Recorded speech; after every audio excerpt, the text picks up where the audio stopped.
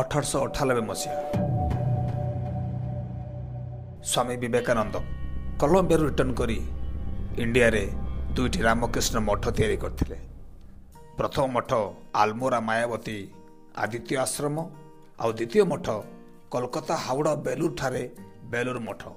आपण हिंदू होंतु मुस्लिम होंतु सिख होंतु ख्रिस्टियन होंतु थरे निश्चय जाई बेलूर ठारे रामकृष्ण मठ बुलिकी आसंतु। 170 वर्षर मंदिर बुलवा जणी आमर बालेश्वर आरंभ होता। श्री गणेश बस जोगे आम रात 10टा बेले बालेश्वर बाहर भोर भोर आसी कोलकाता बाबूघाट रे पहुँची गलु। ये जो देखुं यहाँ हूँ बाबूघाट। जितेबाला आप जेको जगार बस रे आसबे आप जगार ओह्लैबे। तापर आम टैक्सी धरिलु। सकाल न हो आम हाजिर हो गलु हावड़ा ब्रिज निकटरे, जहाँ को आम परिवार माने बहुत खुशी एंजॉय करते। सांगे आम छोट छोट पिला थे, पूरा फैमिली थे। तो जहाँ को आपण मैंने रवींद्रनाथ सेतु भाव जानते, जहाँ को आम हावड़ा ब्रिज भाव जानू, से ब्रिज रे आम किसी समय काटिलु। तले हुगली रिवर आउ हावड़ा ब्रिज आपण मैंने विश्वास करेंगे यही गंगा नदी तले यही जगह चली पानी तले मेट्रो, जहाँकि आम भारत में प्रथम कलिकतार सबुठारु प्रथम पानी तले मेट्रो चलुची। तो हावड़ा ब्रिज दृश्य आप देखिपे केते सुंदर हावड़ा ब्रिज देखा जाउची।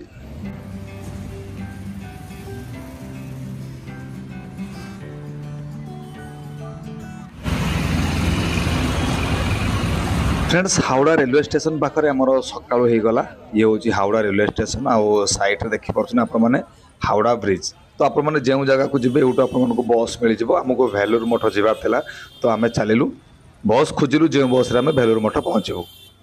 फाइनाली किसी समय बस रे बसला आम भेलूर मठ गेट टिकट पहुँची गलु, जहाँकि आप देखुं।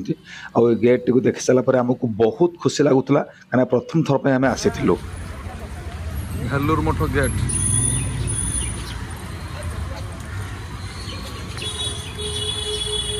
फ्रेंड्स, भेलूर मठर जो परिवेश आमको किसी इतिहास कथा मन पकई दौला। आमको स्वामी विवेकानंद कथा मन पकई दौला। स्वामी विवेकानंद यही जगार शेष प्राण त्याग करते।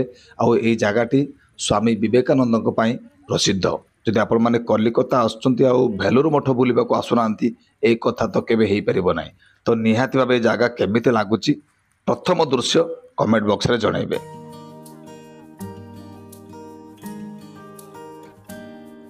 भेलूर मठ लास्ट गेट, जहाँकि आपण देखिपे यही प्रवेश द्वार पर आपण मैंने सीधा सड़क भेलूर मठ को देखिपारे। आ जो प्रवेश द्वार केते पुराणा आपण मैंने यहाँ देखी जापे। पाखापाखि जो कलाकृति रही, जो प्रोसेस रही, या बहुत पुराणा आ ऐतिहासिक। शांत आउ सबुजमय परिवेश भितर गढ़ी उठी स्वामी विवेकानंद यही भेलूर मठ, जहाँ को स्वामी विवेकानंद कोलंबिया फेरी तैयारी करथिले। तापरे भी भेलूर मठ आखपाखर थिबा सुंदरमय परिवेश आहुरी भेलूर मठ को आकर्षित करुतला। जो भ्रमणकारी माने बुलिबा को आस्थिले सेमाने मध्य मन भरी उपभोग करथिले भेलूर मठ को। साइड रे आपन को गंगा नदी मिल जिबा। गंगा नदी पाखरे भेलूर मठ निकट रे आपन को प्रत्येक जगह छोट छोट मठ मत देखा मिले, जहाँ कि आपण माने देखि पारिबे। भेलूर मठर कलाकृति आपण मानक तो निहाती आकर्षित करथबो। एठार सबुठु बड़ कथा होची एठी आपण मानकु पूरा फ्री रे प्रसाद मिले। तो समय है नथिला प्रसाद पाई, सेति आम प्रसाद रु वंचित रहिलु। किंतु आपण माने प्रसाद निहाती खाइकी जिबे जदि आपण माने मठ निकट को आसु। तो तापर देखि पारछथि ये होची गंगा नदी। आ एई नदी रे बोट माध्यम रे आपण माने जिबे माँ दक्षिणेश्वर काली मंदिर को, जहाँकि आम आग को आपको देखेबू। तो गंगा नदीर कूल देखी पार्टी गोटे बोट बोट्रे लोक मैंने अच्छा। गंगा नदी साइड्रु आपण मैंने जब भेलूर मठ को लक्ष्य करेंगे तो भेलूर मठ आपन को किसी यही देखा जहाँकि आपण देखुं केते सुंदर दृश्य आते सुंदर प्राकृतिक परिवेश आपण मैंने देखु। केमी जीरुर उद्भावन होता मैथ पाई, तो ये तार संपूर्ण विवरण दिखाई कि जीरुर उद्भावन केमी होता इंडिया मध्यम, जहाँकि आपण मैंने देखिपार। जो मैंने एठाकू भाई आसी से पढ़ी पारे। प्रत्येक जगह एमती बोर्ड लगी, बोर्ड रे कौन रही इतिहास यही मठ को नहीं, यह जगह को नहीं, तो ये संपूर्ण विवरण कराई। और 3टा छोटो और एक छोटा बच्चा है लगवे 4टा कर दियो। माँ दक्षिणेश्वर काली मंदिर बुलाया आमर टिकेट कला बुट मध्यम आम जीवु तो सैड रे आपण गंगा नदी देखुवे गंगा नदी में पाखापाखि बुट चलुची बुट्रे जावाई आपण टिकेट करा पड़ो जहाँकि आपण काउंटर देखुं तो पैसा देलापर आम काउंटर सब टिकेट गुड़ी कलेक्शन कलु आउ वेटिंग कलु कि केते बोट आसो बोट्रे बसी आम फैमिली समस्ते आम जीवु माँ दक्षिणेश्वर काली मंदिर।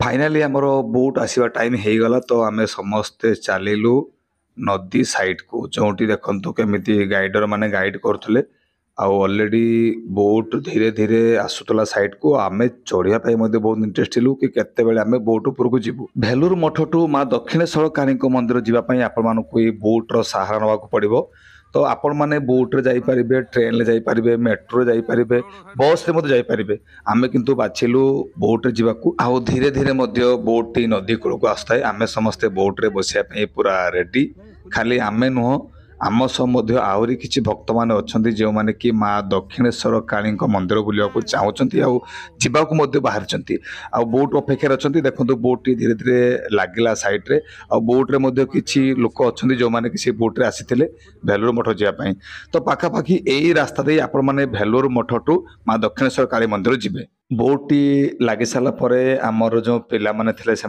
धीरे धीरे बोट को आसिले आ बोट को आसबार प्रथम जो अनुभूति आम पिला न पचारे सरे तो पाखापाखि टिके कथार आमर जो अच्छा जनरली संतोष आसपर भी देखो बहुत सारा जो लोक मैंने वेट करते समस्ते यही बोट्रे आसी बसिले आ बोट्र स्पेस आप देखिए पारे पाखापाखि घर भली फिल होटे जो चेयर देखो केते लंबा लंबा रही जेहेतु बोट फांका थिला तो सीट भरपूर थिला आम समस्ते मन इच्छा जो सीट्रे चाहलु से सीट्रे बसिलु। माँ दक्षिण काली आम बर्तमान बेलूर मठ निकटू लंच रे जाऊँ दक्षिणेश्वर काली निकट को बर्तमान लंच लगी आम लंच रे बसी आम परिवार सह बर्तमान जाऊँ दक्षिणेश्वर काली बोट भितर बसला आम नदी भितर चलुवा आउ गोटे बोट को देखिलु जार दृश्य बहुत सुंदर थिला और आम या बहुत उपभोग कलु आउ शेष में माँ दक्षिणेश्वर काली यात्रा निमंते बोट टी भेलूर मठ ठारू छाड़िला तो ये थिला भेलूर मठ स्टपेज जो आम बोट मध्यम चलू माँ दक्षिणेश्वर काली मंदिर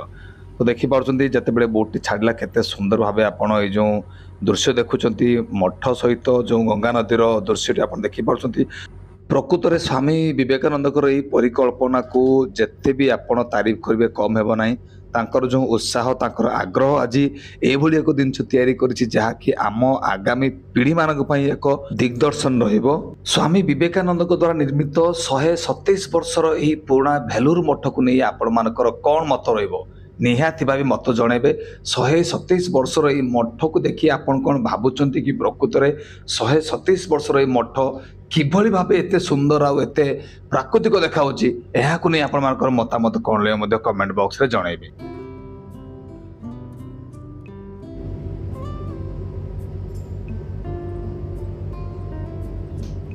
माछ धरा डंगा देखंतु किभली माछ धरा डंगा साहाय्य रे हुगुली डैम रे माछ धराळी माने माछ धरुचंती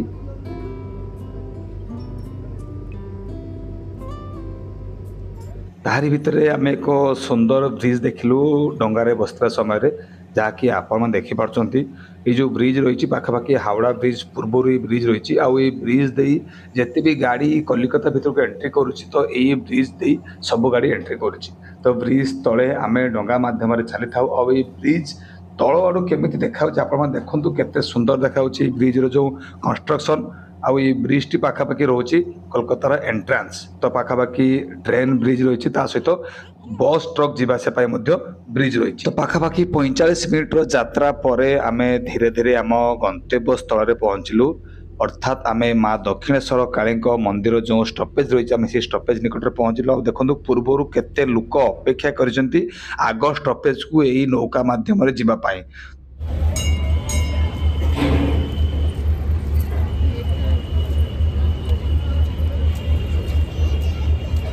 तो फाइनाली आम पहुँची गलु माँ दक्षिण काली मंदिर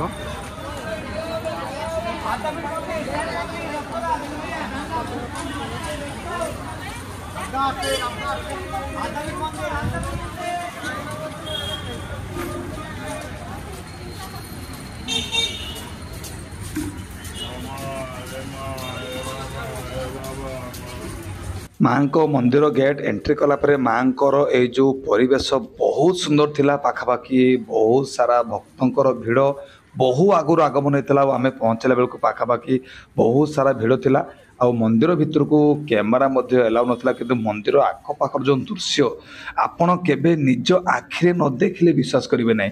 ପ୍ରକୃତରେ ଏତେ ସୁନ୍ଦର ସୁନ୍ଦର ଜାଗା ଥାଉ ଥାଉ ଆପଣମାନେ କାହିଁକି ବାହାରକୁ ଯିବେ କିମ୍ବା କାହିଁକି ବାହାରକୁ ଯାଇ ସମୟ ନଷ୍ଟ କରିବେ ଆପଣମାନେ ନିଜେ ବୁଝନ୍ତୁ। ଆଉ ଯଦି ଆପଣମାନେ କଲିକତା ଆସୁଛନ୍ତି ତ ନିହାତି ଭାବେ ଭେଲୁର ମଠ, ଦକ୍ଷିଣେଶ୍ୱର କାଳୀଙ୍କ ମନ୍ଦିର ଏମିତି ଅନେକ ଜାଗା ରହିଛି, ଆସି ବୁଲନ୍ତୁ ଆଉ ଏଇ ଜାଗାକୁ ଭରପୁର ଭାବେ ଉପଭୋଗ କରନ୍ତୁ। ଓଡ଼ିଶାରୁ ପାଖାପାଖି 7 ରୁ 8 ଘଣ୍ଟା ଭିତରେ ଆପଣମାନେ କଲିକତା ପହଞ୍ଚିଲା ବେଳେ ସବୁ ଜାଗାକୁ ଆପଣମାନେ ଉପଭୋଗ କରନ୍ତୁ। ଆମେ କଲିକତାର ସବୁଠାରୁ ପପୁଲାର ପ୍ଲେସ୍ ମା ଦକ୍ଷିଣ କାଳୀଙ୍କ ମନ୍ଦିର ନିକଟରେ ପହଞ୍ଚିଗଲୁ। ଆଉ ଦେଖିପାରୁଛନ୍ତି ଏ ଯେଉଁ ପଛରେ ମନ୍ଦିର ଆପଣ ଦେଖୁଛନ୍ତି ଇଏ ହେଉଛି ମା ଦକ୍ଷିଣ କାଳୀଙ୍କ ମନ୍ଦିର।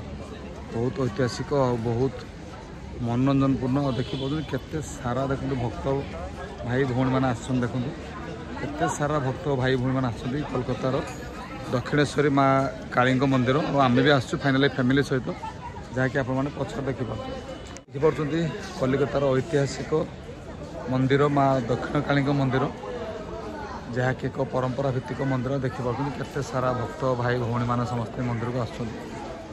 ଆଉ ଯେଉଁମାନେ ବି କଲିକତାର ମା ଦକ୍ଷିଣ କାଳୀ ମନ୍ଦିର ଆସୁଛନ୍ତି ନିହାତି ଭାବେ କମେଣ୍ଟରେ ଜଣାନ୍ତୁ କେମିତି ଲାଗେ ମନ୍ଦିର। ଦେଖିପାରୁଛନ୍ତି ତ ଫ୍ରେଣ୍ଡସ୍, ଜମା ବି ଡେରି କରନ୍ତୁ ନାହିଁ। ଯଦି ଆପଣମାନେ ବୁଲିବା ପ୍ଲାନ୍ ରଖୁଛନ୍ତି ପୁଣି କୋଲକାତା ଭିତରେ ତ ନିହାତି ଭାବେ ଆପଣ ଏହିସବୁ ପ୍ଲେସ୍କୁ କଭର୍ କରନ୍ତୁ, ବୁଲନ୍ତୁ।